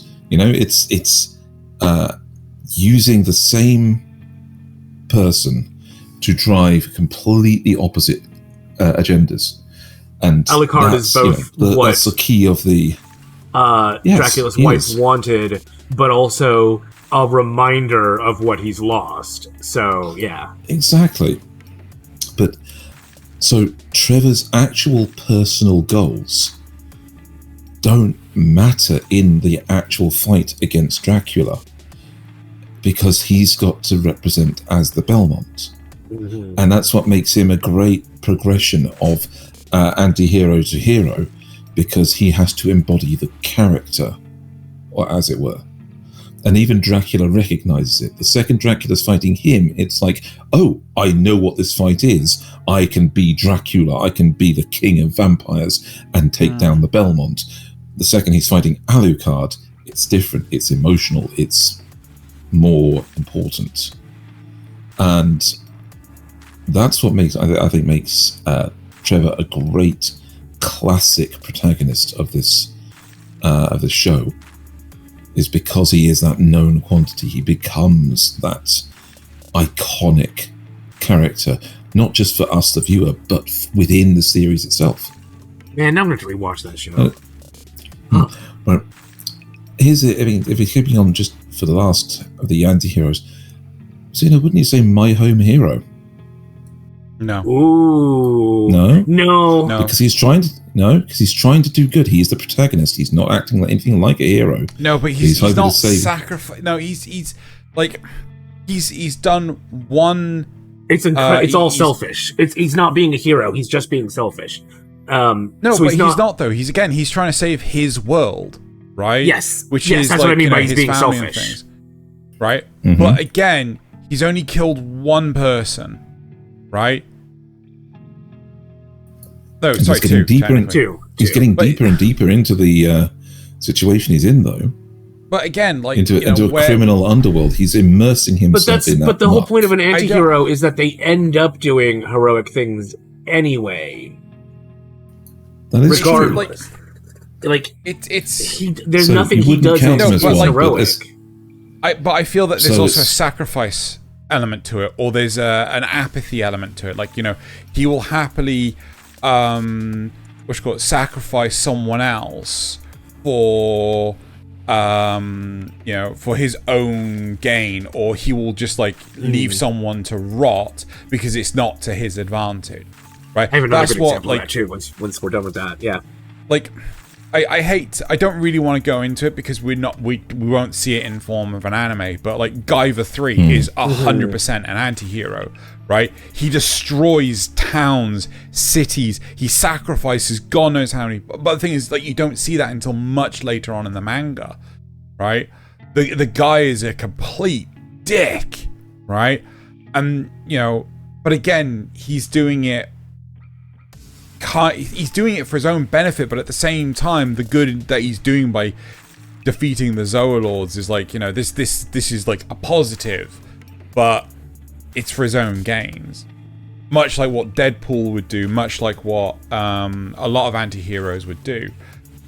The issue here is, I feel with My Home Hero, is he kind of fell into that, but he isn't embracing the criminal underworld. He's doing everything he can to get out of it. Right, but again, he's not murdering the whole group. He doesn't just let me just go get my guns out. And it's not like he wants to take it over to become to make it a better organization. You know, he wants to get out of it. He's not doing like pirouettes and shit to just like, you know, to the like. I mean, one that I would potentially consider is Rock from Black Lagoon, right? Yes. Potentially consider, like, he doesn't actively kill anyone. He's almost the audience insert in that respect. Yeah. Revy on the hand. But again, Revy doesn't do anything to the benefit of others. Revy does stuff for her own survival, right? Until Rock comes along. Potentially. But again, like, this one's a grey area. It's, I mean, I've gone through, like, a whole system. It is surprising how Guts and, what's his name from Bastard? Schneider, and Inuyasha, and maybe Alucard. Yes, Inuyasha. I don't know about Inuyasha, but anyway, like, Inuyasha and Schneider have a lot in common, essentially. Definitely Guts and Schneider. They are, like, so far over the hero line into anti-hero-dom. It's like, there's no question about it. The problem is with a lot of other characters is, like, well, they don't have a choice. Yeah. So, the one I was about to bring up doesn't have a choice. Well, he does kind of have a choice, but also it's like, so this character, I don't remember his name. It's from Pumpkin Scissors. He's essentially a military experiment. And so the only life he knows is the military. Like, he can't, it's not like he really has a choice to just go integrate into society. No, he has to stay in the military. But he's this barely held back monster, you know, that's just under the surface. You won't know it's there until he lets it out. But when he does, it's not pretty. It's not heroic. But he uses it for heroic means. But I don't remember him killing anyone, right? I remember him destroying, like, huge monstrous machines, like, oh, this is my mega tank, right? But I don't remember. I'm pretty sure he killed people inside a tank at least at one point, and he definitely killed the other member of the experiment group without trying to go too far into spoilers territory. Like, but that was more of a, like, I have to do, you know, I understand this pain, I need to put him down sort of thing. But is that not also an anti, like, a hero would have tried to save them, but an anti-hero is like, yeah, you're better off dead. See, this is the problem though. Like, you know, where do you draw the line? I think, honestly, comic book heroes are beyond unrealistic, right? Yes. You know, they're like, trying to be Superman. We see. No, well, not just that. It's just the fact that, like, they actively choose not to kill their antagonists. Yes. Right? And it's just like, where's the mistake where, you know, it goes wrong, right? Yeah. Where's the mistake that, you know, someone loses their, like, one of my favorite protagonists for this from the West is Man of Steel. Right, the fact that you know, he's just a normal guy about it. No. People complain about it left, right, and center in Man of Steel, where Superman kills Zod. Right? Yes. You know, that makes him more of an anti-hero than most of the stuff we've talked about. Right? He's fucking destroying cities. Yeah. So, all right. So that's discussed that to death. Let's move away from protagonists as a kind of character. Let's move on to more character archetypes. Nasuth put in a great concept, which is the animal sidekick. And we've seen animal sidekicks in anime going right back to the classic era, the Golden Age. We have Sailor Moon with dear old Luna and Artemis as talking cat companions.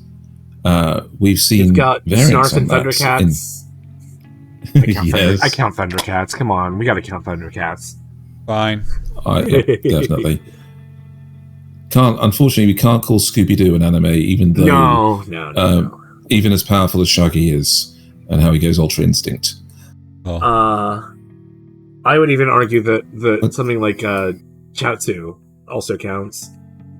Let's face it, Chaozu's not human. Oh no! No, he's a Chinese vampire. No, like maybe Poir. Oh yeah, Poir, definitely Poir. From Ein from Cowboy Bebop, definitely a character in the show. Not even it's on the team, and has a specific at the time. He's Ed's animal companion. Yeah, definitely. Ed. No, he's an animal companion. Come on. Given what he can do, he's a data dog. Yeah, and he's useful in like 2 episodes, and that's it. Shinji is Gendo's animal companion. Of course, there's all the Pokemon. Yes, Pikachu as a cat thing. Yeah, that's a whole show about getting your animal companions and getting them to fight each other. Yeah. Yes. Let them fight. Godzilla's an animal companion. Yep. To who? Yep. The Earth. I was going to say whatever. I would say Kong's more of an animal companion than Godzilla.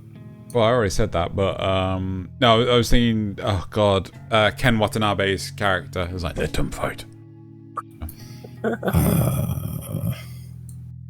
He pioneered. Is it Sure, what was the name of the organization in Godzilla? Monarch. Yes, Monarch. Yeah. I only know that because the new Godzilla series is going to be TV series is going to be about that. Ugh. Yes. I just saw one. Is Nasuth doing what I'm doing, which is just flicking through stuff?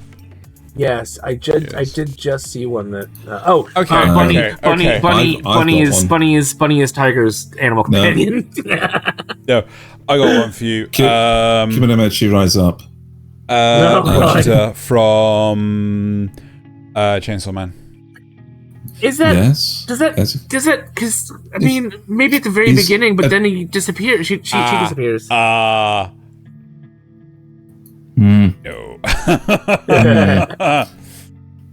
So yeah, the Kimonomechi is literally a show about getting yourself some animal-eared companions, at the very least, if not animal companions in general. The entire show is about how much he loves his animal companions. I mean, also farming life in another. Oh my God, campfire cooking. Yeah. Yes. Did you? I brought that up while we were paused. Oh, I've missed that entirely. But yeah, campfire cooking. Yeah. One Piece has Chopper. Yes, he's a reindeer. Chopper is a reindeer that ate the human fruit. Thing is, okay, I feel here there is a distinct difference between animal sidekick and animal character, anthropomorphized animal character, right? Like in all honesty, cooking you brought up. Again, I wouldn't say I can't remember what the fucking wolf was called. I'm just gonna call him Fenris. I can't. I feel that the majority of the time in an animal sidekick is there just to be the counterbalance to the hero's thought process, and realistically not have any agency beyond. Oh, I don't know, Lionel D. Marcellus, or. Roro, Shaggy. Where's my sandwich? A really good animal companion is supposed to be a non-spoken voice of reason. So when the hero does something dangerous, non-spoken voice of reason. Yes, I mean while I did bring up Luna and Artemis at the very beginning. Yeah. Having an animal companion with a speaking role is actually the rarity. So they're there. A good animal sidekick is there to have a role such as, what's that? Timmy's fallen down the well, and alerting their companion, or going for help when their companion is injured. That seems more like a Western thing. It is, but it's I feel like, again, yes, we're applying Western logic to it, but I think that's only because in Japan they just haven't adopted that mentality. Yeah, I just don't think that they have many shows where you have a voice of reason character, right? They're all their own individual, not the other side of the character coin. The only one I can really think of is the cat from Kiki's Delivery Service, or Luna and Artemis, especially Luna. I think I'm trying to remember what the I can feel Luna and Artemis show was called. Maybe Happy, but Happy's usually more happy, more inclined to go along with the person that he's with. Yeah, exactly. Happy's more of a cheerleader.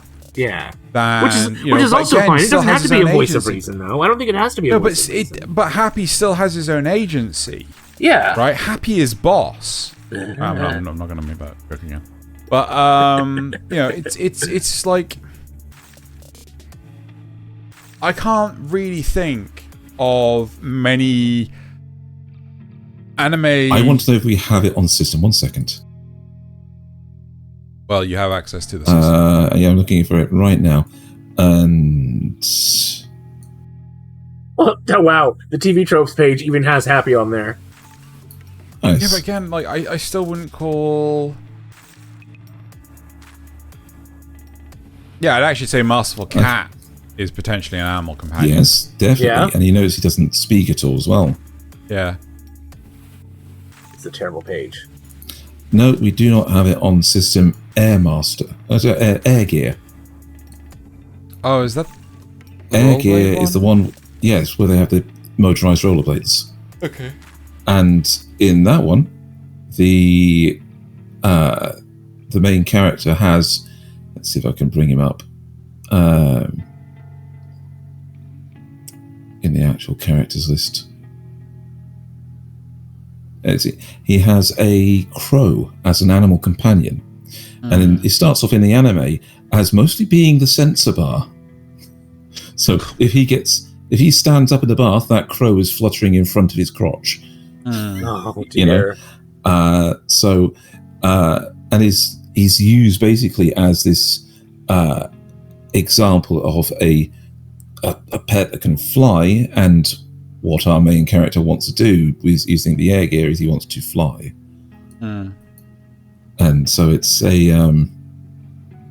that's what I would call a classic animal sidekick, because he even gets brought up in other things, because the crow nests in his hair, because his hair is a bird's nest of tangled bits, and he goes for help when Shippo and Inuyasha really.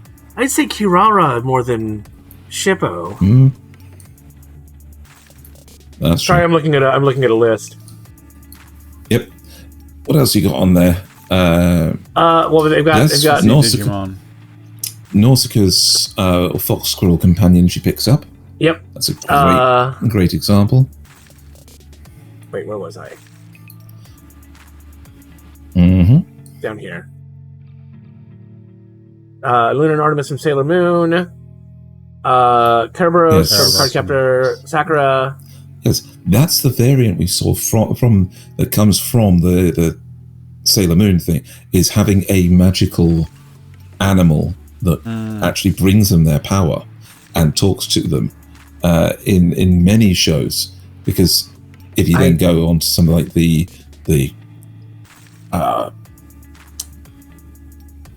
trope undermining shows in the Magical Girl franchises, you'll find that those magical companions are more and more weird to look at. The baby dragon and magical evil. No. A lot of magical girl stuff. Apparently magical girls really love their animal companions. Definitely. Especially in those subversion ones. The talking motorcycle in Kino's Journey? I don't know about that. Well, it's not an animal, but it's definitely a psychic character. I suppose Ryo-Oki from... Ryo-Oki, yes. Ryo-Oki.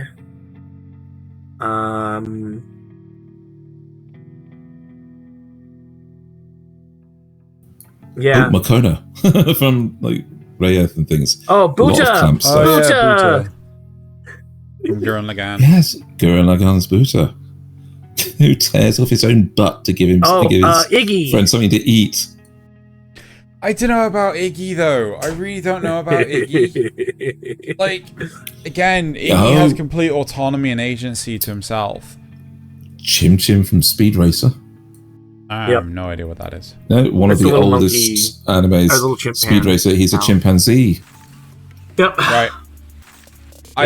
Okay, so unless you guys want to pick anything else I don't really want to go through all the Deres, because like Deres. No, there's so many Deres. There's so many Deres. But we do have we could just list them off as a quick, brief thing. Fine. So, because of course there are so many, and it's basically that mashup. Just for those who aren't very anime, let's it.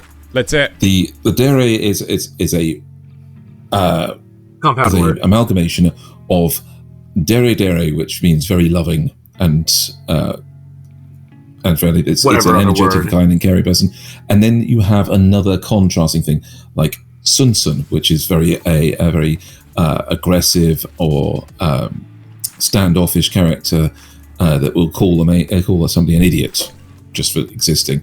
And you can mash those together, so you have a tsundere, you can have a yandere, who's a scary kind of stalker, a dandere, who is shy and quiet and mostly asocial, kudere, who are cool, they don't actually react to many things, the bakadere, which is absolutely idiotic, and also are just as likely to completely mess things up. A rare one I found was the Mayadere, which is much like an antagonist that is romantically involved with the protagonist. One I saw on the list, a Nyandere, which is basically just cats that love the main character.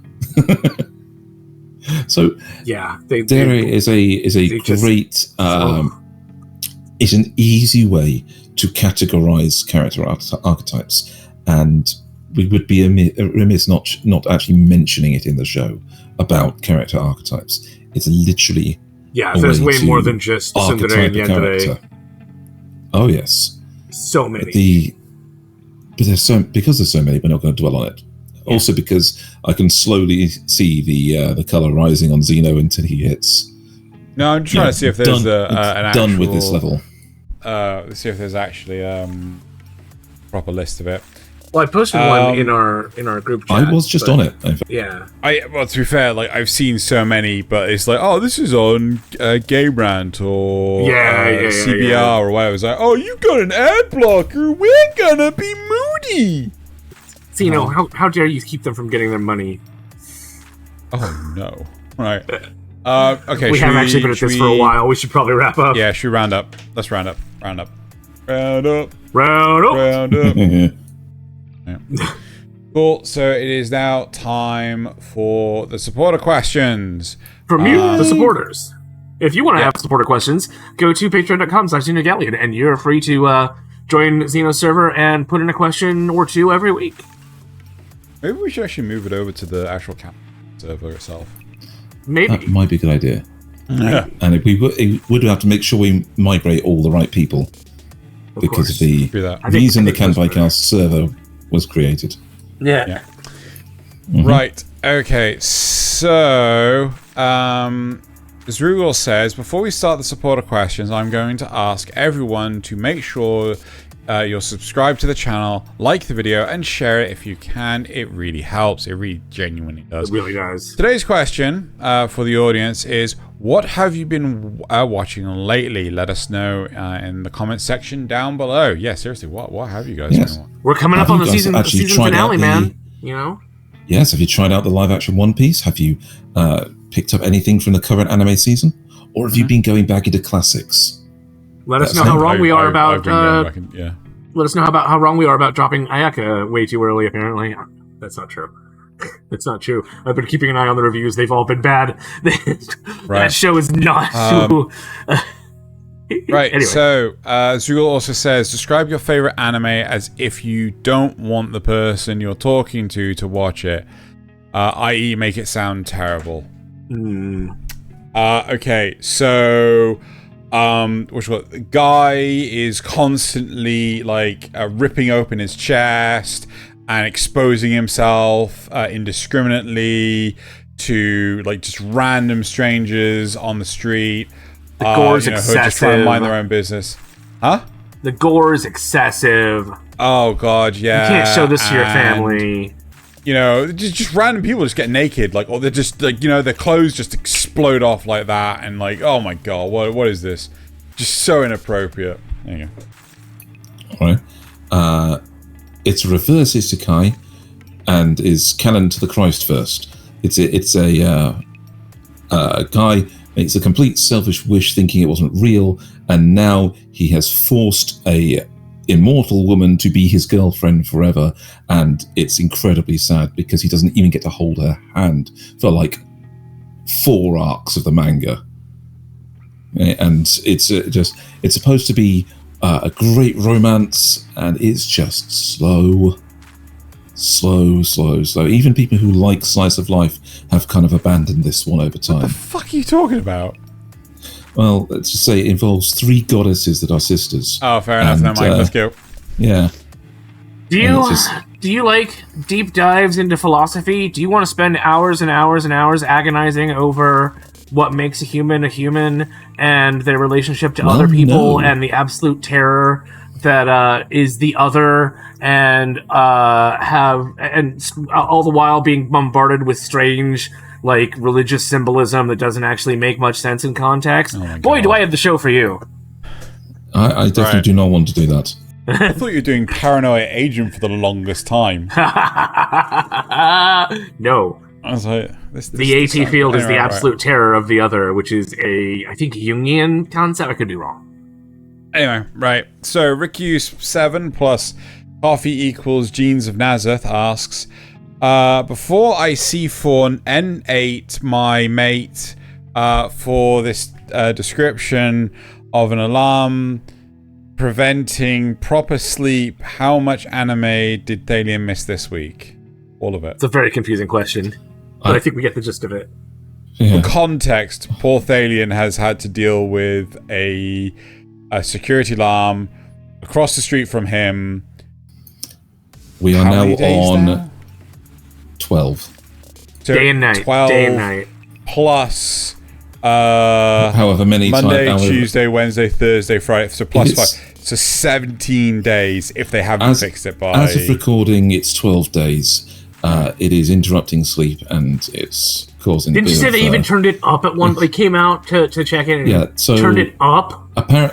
What I've been told is that the bank has a secondary alarm where if somebody without the correct authorization tries to turn off the first alarm, it gets worse.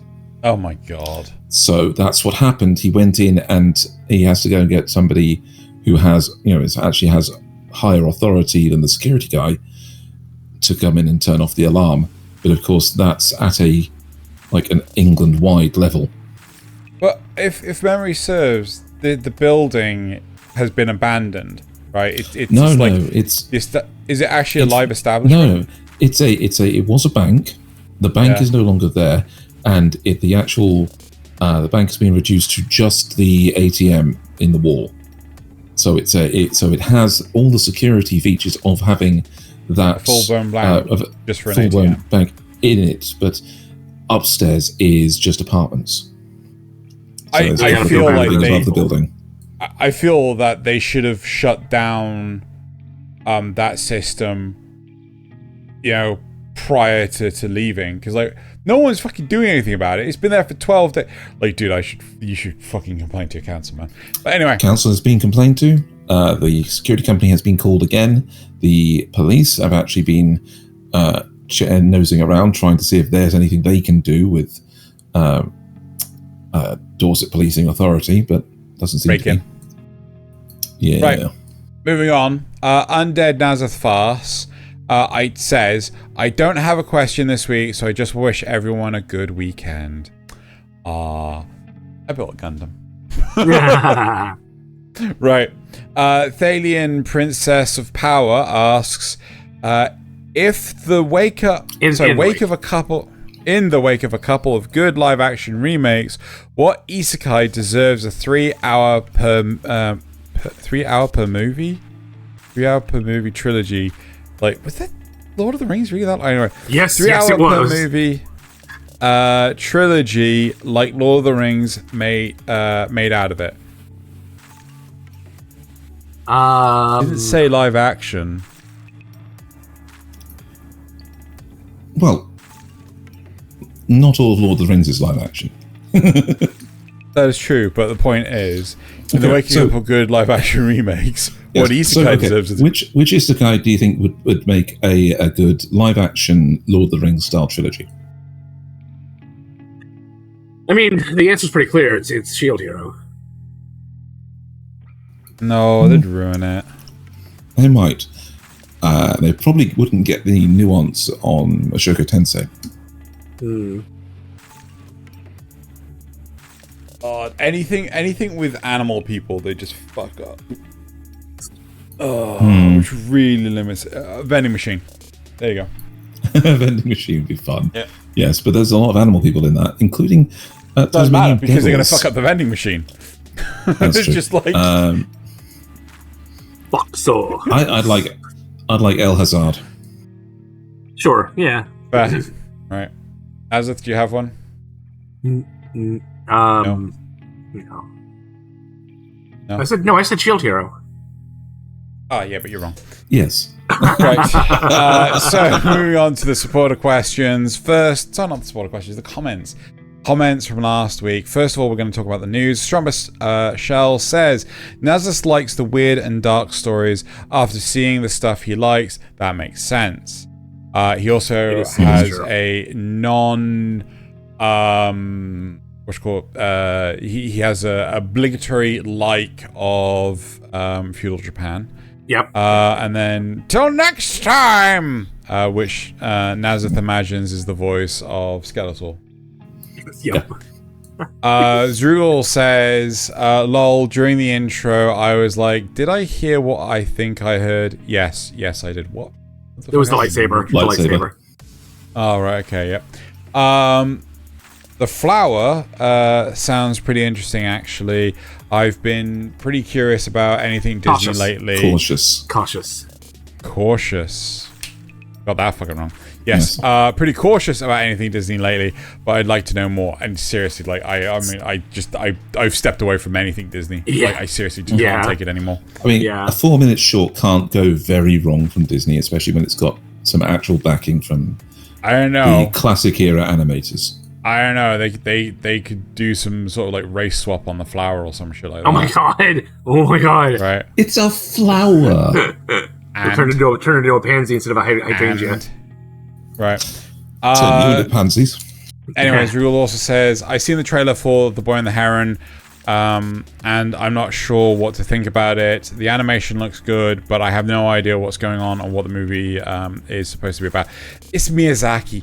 Like, he's probably, I don't know, done too many drugs at some point and come up with that random shit. Spending too much time with Hideki Can you imagine that team up? Anything Miyazaki past on you. Howl's Moving Castle is just is just cocaine induced madness with weed and LSD on top. Got mixed in, just heroin as well. It's just cut the entire lot with it, and then use it as a suppository. So, right, Zrugal says live action adaptation. Sorry, these are the cast questions. So the cast. So Zrugal says live action adaptations. Feel free to put any intonation. Intonation. Intonation. Imitation. Yeah. Intonation. Yes. Right. Wow. Well, that Demon Slayer making into the top book sales sounds like news. You should maybe add those, Nasuth. That's cool news. Yeah, that happened. Yeah, was it last year or 2020? I can't remember which one it was. Yeah. You should have definitely added that. I should start adding those. That's definitely news. Yes. Actually, I kind of get that some people have an aversion to animation. I'm the other way. I have an aversion to live action media.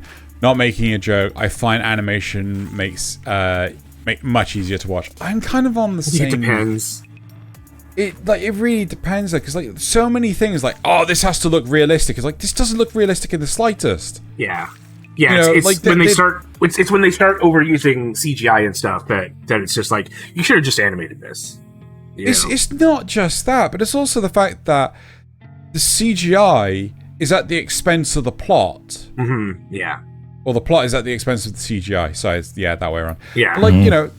But, my favorite one is Amazing Spider-Man, right? The first one with Andrew Garfield, where they're storing liquid nitrogen on the roof of a building.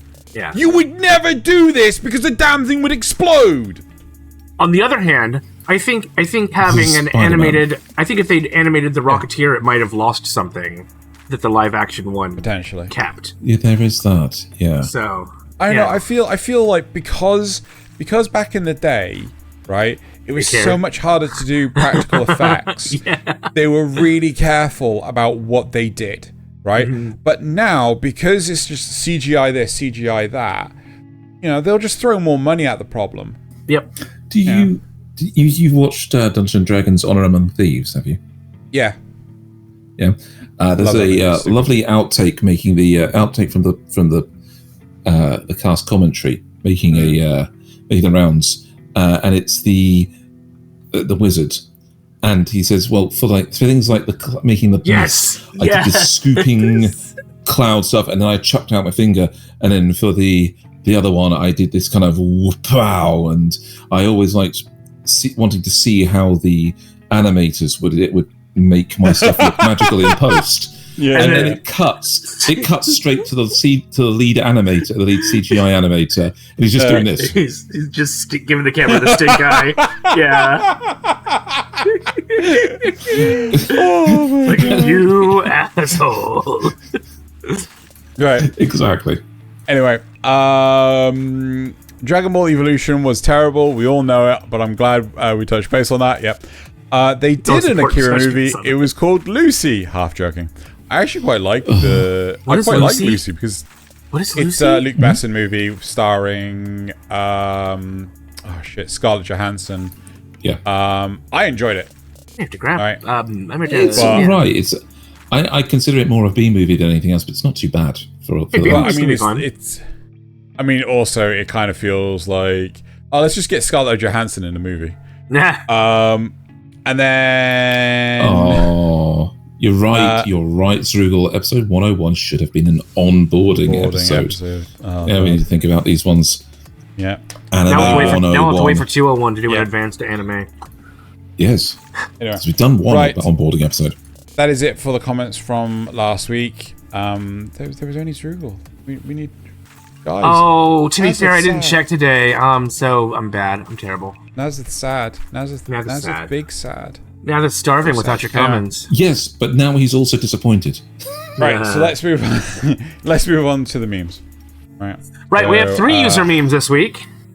Okay. So, all the memes can usually be found on Reddit, but the memes that come from you, the audience, are sent to our Kanpai Cast Discord.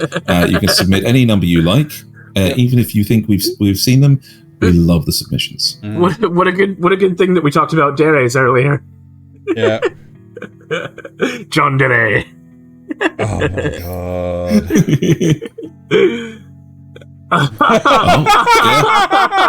This guy does look like he just got knocked out in anime.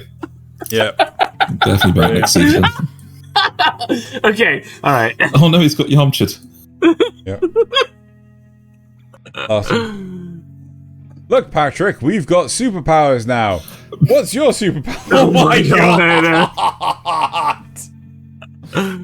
Oh, that is fucking brilliant. Oh, that's awful. That. Also brilliant. Right. Is it time for Nasuth's? My memes. Look, a free trial. Come here, buddy. Let's see what you have inside. You have to offer. Please enter your credit card information. You son of a bitch! Happens way too often. Yep. Instagram models, random girl that works at McDonald's. You know, just saying. Yeah. Okay. Just saying. There's always a tournament arc whenever the story gets stuck. Shonen. And I took that personally. But it's so true. It's true. We've just hit the tournament arc in Eminence and Shadow, which I think is going to take us through the rest of the season. I'm not sure. Yeah. I'm not going to lie. The number of times I just completely switch off in Eminence and Shadow. I was like, what do I come back to? Oh, yeah, okay, fine. Let's just keep going. Anyway, next.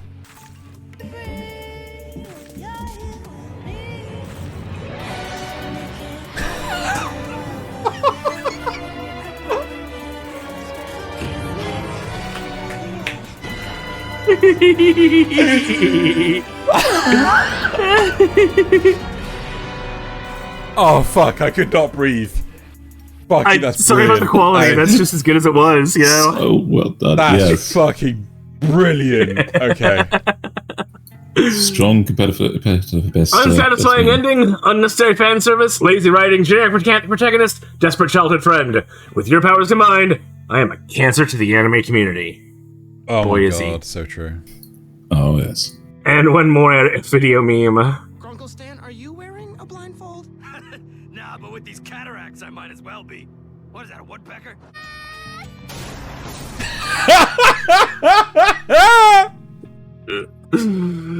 Alright. Let's move on to Thaylien. Fire today, Nasuth. Let's move on to Thalien's memes. And as for my friend, Oh god, this one! take him to Detroit. No, not Detroit! No! Anything but that!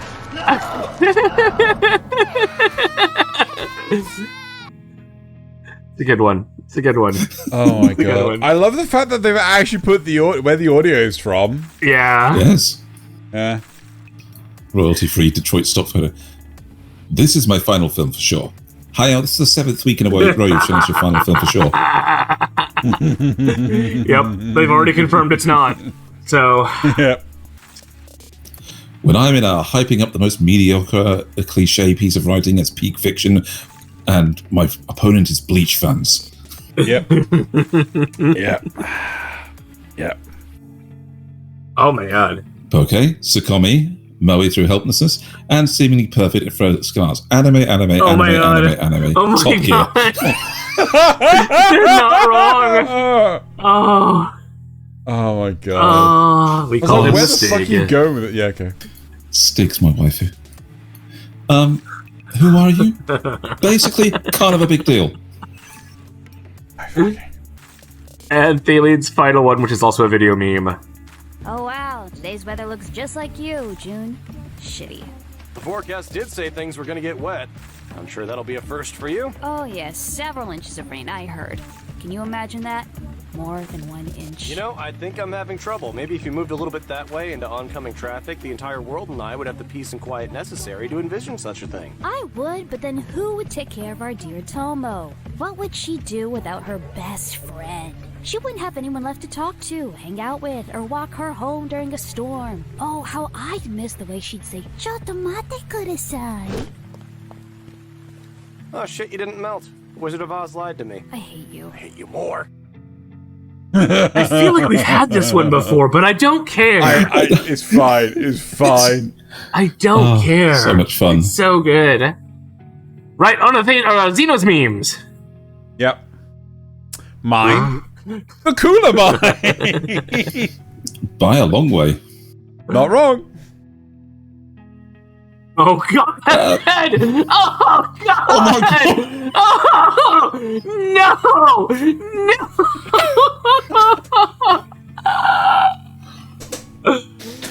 YouTube is thermal paste. YouTube is thermal paste. If you get it, you get it. Oh. This is brilliant, but I like this.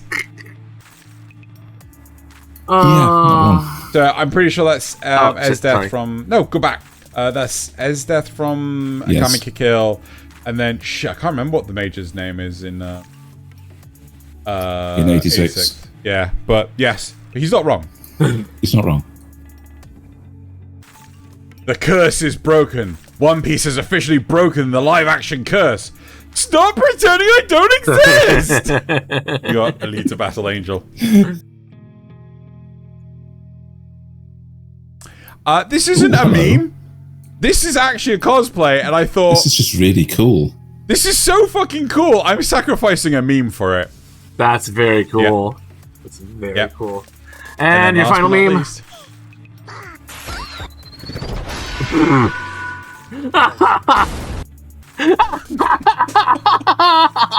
I kind of want to watch that again. Do it! Do it.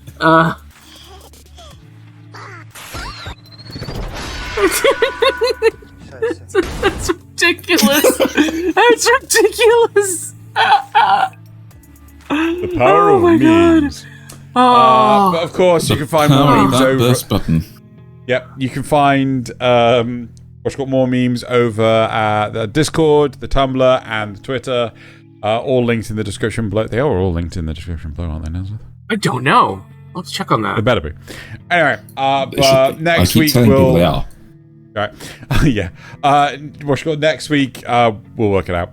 And we keep saying that. I think we should skip that part with the whole next week thing if we haven't actually planned it yet. We should just, right. Anyway, so that is it for this week's we're episode. Professionals. We have to bring up next week even if we don't know what it's going to be. It doesn't exist. Right. So thank you all for watching / listening, and now time to bottoms up and Kanpai. Kanpai. Kanpai. I'm already out.